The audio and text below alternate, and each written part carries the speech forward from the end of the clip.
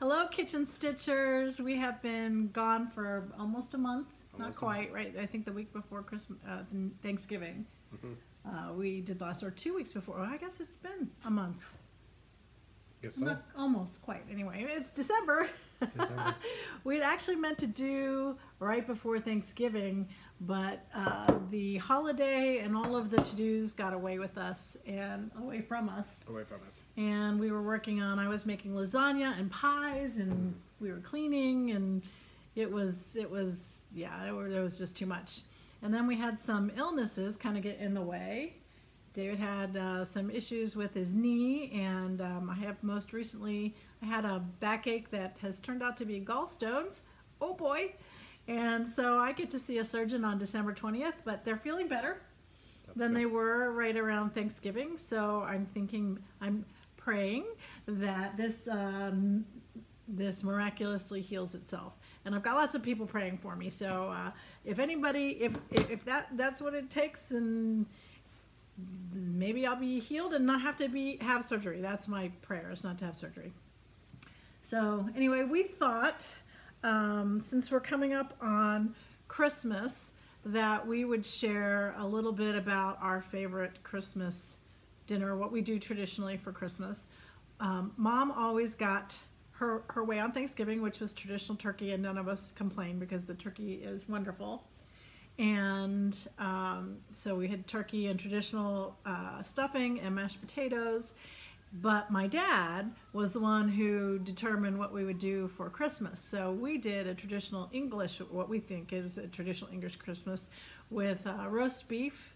So we have a prime rib of beef that he now gets to cook up, which is lovely, and mashed potatoes and cauliflower with cheese sauce. That's our big tradition. So we thought we would talk a little bit about that roast beef and how he selects it, and then the next time hopefully we'll be on right before Christmas, and he can talk about how he prepares it. So that's the plan. Yes. And while he's doing that, I'm going to do a little stitching, because people always wonder how I stitch these mice together. So I'm going to stitch one of Just Nan's mices. It's like a miniature football. Yes. So anyway, about roast beef. Prime rib. It's always a good idea, if you're going to have a prime rib, to go and get it ordered from meat market or your butcher counter at the grocery store, or whoever you trust for your meat. Size is always a concern, because size matters. This stuff isn't cheap. It's a good rule of thumb to. Oops, sorry. Sorry. Speaking of rule of thumb, it's a good rule of thumb to you figure out how many people you're going to have first, and then when you're asking for your prime rib, you're going to ask for one rib per 2 people. That should give you plenty for everybody all around, and maybe add one more rib just for in case somebody wants extra. We always actually do a wine stew the day after Christmas, so we like lots of extras. There's nothing like wine stew with, anything with prime rib, really. So, yeah, order it, and you want to get it at least a day or so in advance of when you're gonna need it, because you're gonna have to get it, start prepping it the day before. It's gonna come with what they call a fat cap on it. There's a good layer of fat on any really good piece of prime rib. There's gonna be way more than what you're gonna need, really. So what you're gonna need to do is trim that back, trim the fat cap down to about 1/4 of an inch. Something else, you can probably ask the butcher to do that for you, but they're probably gonna charge you for oh. Sorry. They're probably going to charge you. They're probably going to charge you maybe a little bit extra for that. But something else you can do that is a big help, and they may or may not charge you for it, is what they call cut and tie back. what the butcher will do is actually cut the meat, separate the meat from the bone structure, and then they'll tie the bulk of the meat back to the bone structure. And what the bones do, bones give you flavor. Anything that comes out of the bone is going to be adding flavor to the meat. There's a good amount of collagen, and we've talked about collagen before, I think. We have? I think so. I don't remember. Anyway, there's stuff that's going to come out of there that's it's going to benefit the meat, and it's also going to benefit the juice that hits the pan. And you're going to use that juice later if you want au jus, or jus is the actual term. Yes. So yeah, cut and tie back. You want the fat cap trimmed down. You need a roasting pan that's going to be big enough to hold this monster. You get a 6 or 8 rib roast, and it's going to be good size, and you're going to have to make sure you're going to got your shelves in your oven set up right so that it's going to fit without getting too close to any burner coils. What else? When it's in the pan, you can start seasoning the outside of it. What you want to put on it is going to be probably a mixture of salt, pepper, and aromatic herbs. The old standbys of sage, rosemary, and thyme are good to grind up and kind of make a rub with some salt and pepper. Parsley, sage, rosemary, you don't want to use and thyme. parsley. Doesn't do well when it's being when it has heat applied to it. It's a good song. It is a good song, and it's a good way to remember what to put on it. So you think not parsley, rosemary, and thyme. Not sage. You can put sage. Sage works. We use sage in our Thanksgiving turkey stuffing. Yes, sage is good for stuffing. Yes. So, and you're not going to put any water in the pan because roasting is a dry cooking method. You can put mirepoix in the bottom of the pan. About halfway through the cooking, the mirepoix is chopped up onions, celery, and carrots in no specific size, shape, or Why do you method. do that? I don't think I like that. It adds. It gives a little bit of a flavor, and I don't think I like that flavor with the roast beef. It adds. Well, it doesn't really add much flavor to the roast beef, and why you don't want to put it in when you first start cooking the beef is it makes steam, and steam is not something you want your roast to be exposed to. Like I said, it's a dry cooking process. So the mirepoix will add some moisture to the dripping, so to come down in the bottom of the pan, and that's going to help your au jus, and we'll talk about what to do with that stuff later. Cooking is 300 degrees. Stick a good meat thermometer in it. Electronic. I have an electronic meat thermometer, and it works really, really well, and I trust it way more than the mechanical ones. You want to stick that in the center of the eye of the meat, so that you don't end up with a raw center. And what you're looking for temperature-wise is about 130 degrees in the middle of the meat, and you want to pull that out of the oven when it gets up to about 120, 125, because there's what's called carryover cooking. When you pull it out of the oven, there's still a lot of heat in the meat, and it's going to keep cooking by itself. So if you only want it to get up to 130 for a nice medium rare, you need to get it out of the oven before it gets that high. Then put it in a warm place, stick a piece of foil over top of it, and let it sit for 15 minutes to half an hour before you cut into it, and you got prime rib. That's exciting. I think, because you just talked about how to cook it, I think next time we will talk about the juice, how to create the au jus, and maybe mashed potatoes. Oh, yeah, mashed potatoes. Yeah. So, all That'll right. work. So that's all I got. That's good. Okay. Has there been any questions? I haven't seen it. I haven't checked for a while though. I haven't seen it. So if you have, we would love for you to share what you do with your Christmas traditions all around the world. I know we have some people from Mexico, and of course my lovely friend from Portugal, and Paula. So yes, we would love to hear what you do, and any of your tips as we are preparing for talking about mashed potatoes and gravy or au jus. So, okay. I'm out of here. All right. So I just put him together. So if you see, this is the fabric that I got with it. I think I ordered, I can't remember if I ordered from Beach Cottage or 123 Stitch, but you can, one of those sites will let you suggest the fabric or order the fabric with it. So I usually do more than one on the fabric that they give.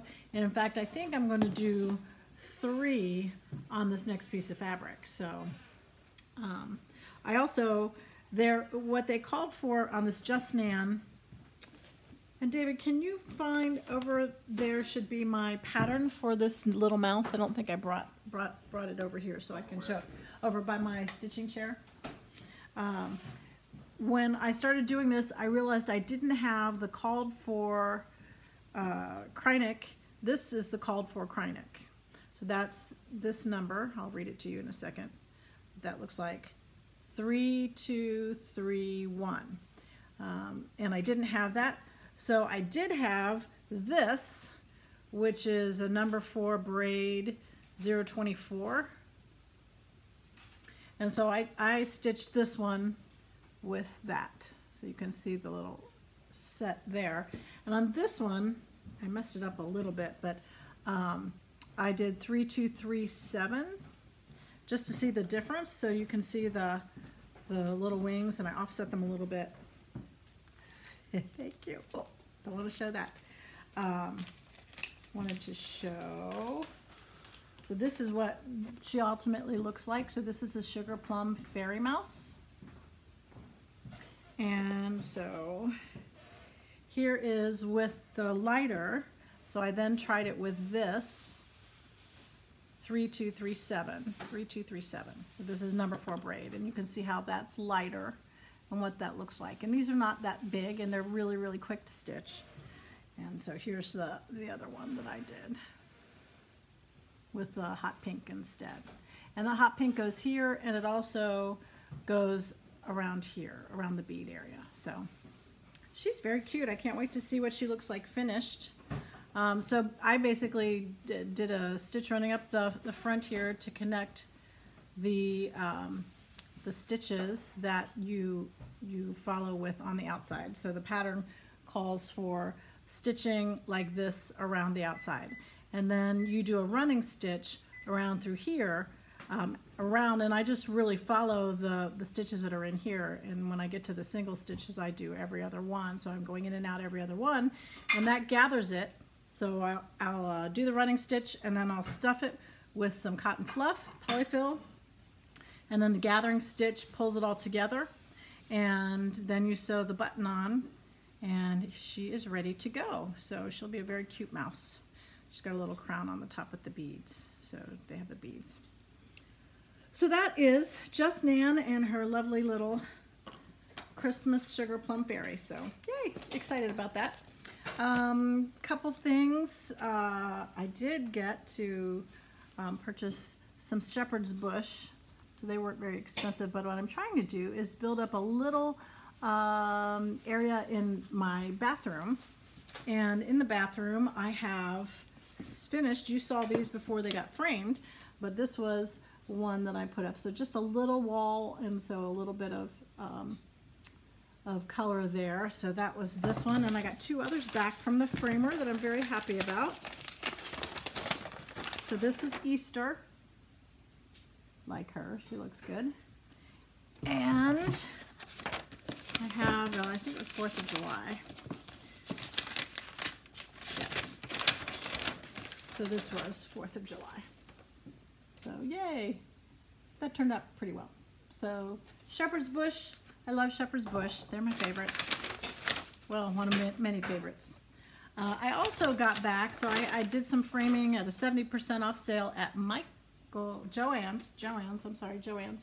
And so this is the frame of the tall guys that I did this past summer.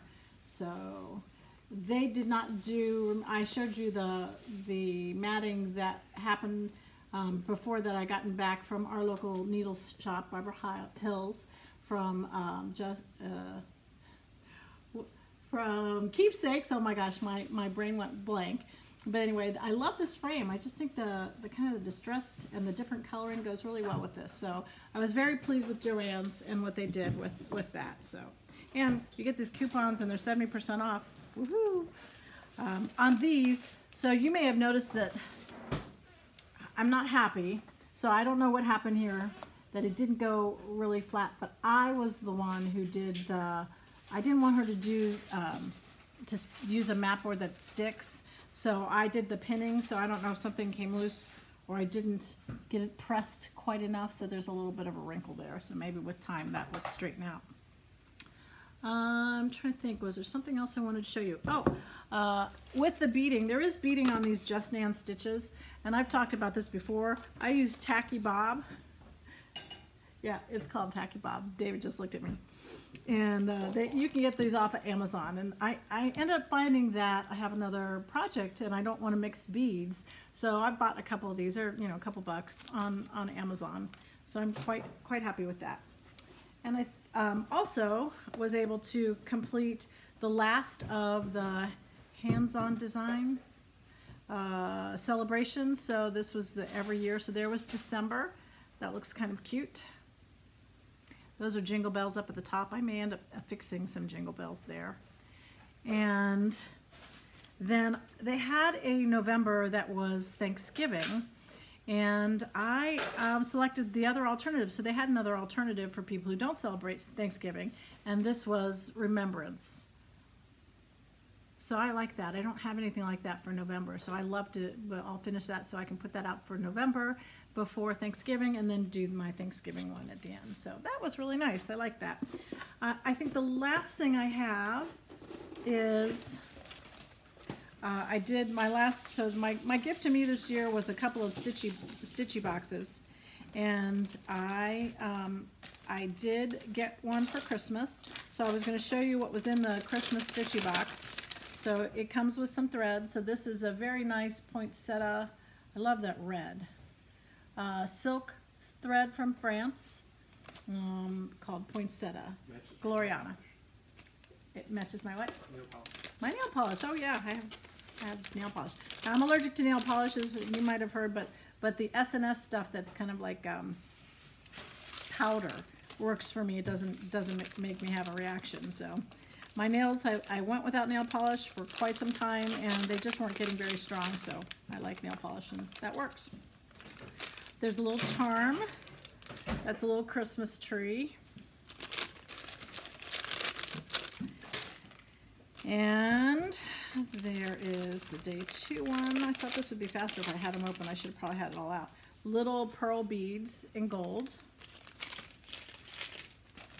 And day 4. Little star beads. You can see those star beads. So they have holes on the side. And this, another, I'm not wild about this for Christmas. This was Ship's Manor Silk Golden Garland. And it's got yellow and green and blue in it. So I wouldn't use that for a Christmas garland, I think, because I don't like that color combination. That feels more like Easter to me, or spring. Day 6 was a cute little burlap stocking that you could stitch on. And day 7 was some fabric. I think this was 32 count. Gloriana. No, it's just count dark olive. I don't know what it is. So dark olive, 32 count. And then there was a cute little Santa bell charm. Very cute. Really like that. You can hear the bell. And more. This is Threadworks Overdyed Pearl number 12 for Christmas greens. I guess you could use that for like a highlighted color of a Christmas green. And day 10 was a little wooden charm. That's an angel, from what I can tell, an angel. And I didn't open 11, but I won't bore you with the opening of 11. I will say that last night was David and my 14th wedding anniversary. It's amazing to me that 14 years have gone that quickly. We had a nice dinner out last night and celebrated. Okay, this is day 11. Matte cranberry beads. So it was fun, and it's amazing, like I said, that 11 years have passed, and we're looking forward to many, many more, and I'm glad to celebrate with you. I hope your holidays have gone well, and you have minimal drama associated. We had a little bit of drama, but you know, that's, I think, sometimes to be expected. We actually ended up in the ER with my mom, who ended up cutting her finger. She was washing some glasses and dropped one in the sink and then went in for it, and then she ended up on her right hand slicing this finger, and she sliced up a little of the others, but this one wouldn't stop. I was very thankful that my cousin, who is my daughter's age, who is a surgical nurse, was there, who could tell my mom with authority, yes, you need to go to the ER and get this stitched. So a little bit of drama, but it was fine. And really, of all the things we've ended up in the ER for with my mother, that was the least traumatic. So yay, Thanksgiving in the ER, but hopefully next year that won't be, and hopefully Thanksgiving won't be any of that. My daughter and I have both taken those 23andMe tests. My mom had given those as a gift, and so we'll see if we uncover any unknown relatives. I had been thinking all along that I may find out that we've got some family things that could end up having us have, I might have a sibling that I was unaware of, and I'm excited by that possibility, having been originally feeling like I was, I'm an only child between my mom and my dad, but I do have two half-sisters that I didn't get to know until I was 9 and a sophomore in high school. And so I love family, and every bit of family that I can have, I welcome it. All of my girlfriends in high school were adopted as sisters, and my parents, my mom and my dad, both loved them and welcomed them as family. So I love family. My daughter calls my best friends aunts. We just welcome friends as family. If you see behind me, we've just started putting up flowers that David gave me for our anniversary, but I've just started decorating because we've both been not quite up to date health-wise. We have not dragged up the tree, but I've been slowly dragging up little bits of things, and those are shepherd bush that I did many years ago. I think those were all in one pattern, but I separated them out to hang up on my wall. So that's the one stitchy thing.